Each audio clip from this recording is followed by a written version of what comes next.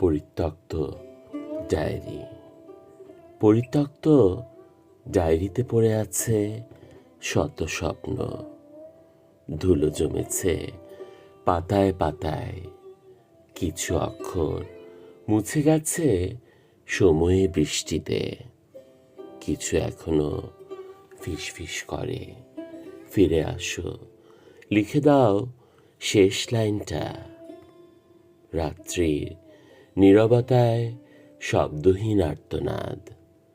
মলিন কালি বলে, আমিও একদিন বেঁচে ছিলাম, একটা হৃদয়ের গল্প হয়ে।